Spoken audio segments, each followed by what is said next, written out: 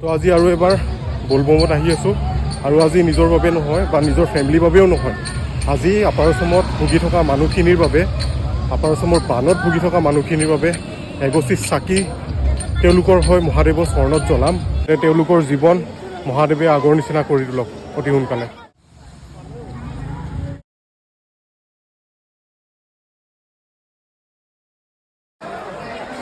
একো নালাগে মোক এই বছৰটোত, খালি মহাদেৱৰ ওচৰত বানত যোনসকল মানুহ অৱস্থা নাইকিয়া হৈ আছে বা তেওঁলোকৰ জীৱন যাতে আগৰ নিচিনা হৈ যাওক, মহাদেৱৰ ওচৰত এগছি চাকি দি আজি সেৱা কৰিম।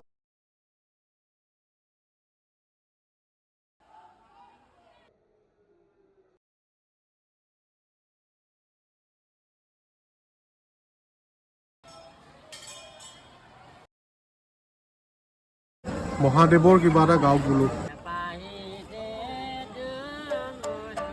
কথা এটা সুধিব বিচাৰোঁ আপোনালোকক, মইতো এতিয়ালৈকে বানপানী হিচাপত মানে বানপানীৰ ৰিলিফ একো দিয়া নাই, আৰু ভাবিছোঁ এতিয়া মই কিবা এটা দিওঁ, আৰু মোক যোনে লাইক কৰে এটা দুটা, যোনে মোৰ ভিডিঅ' চাই এটা দুটা, তো তেওঁলোকক সুধিব বিচাৰিছোঁ মোৰ লগত যদি কিবা এটা আপোনালোকেও দিব বিচাৰে দিব পাৰে, আৰু যদি ইতিমধ্যে আপোনালোকে দিছে বানপানীৰ কাৰণে তো বহুত ভাল কথা, আৰু যদি দিম বুলি ভাবি আছে দিব পৰা নাই, মোৰ লগত দিম বুলি ভাবিছে, তো আহক আমি মিলিজুলি কিবা এটা দিওঁ।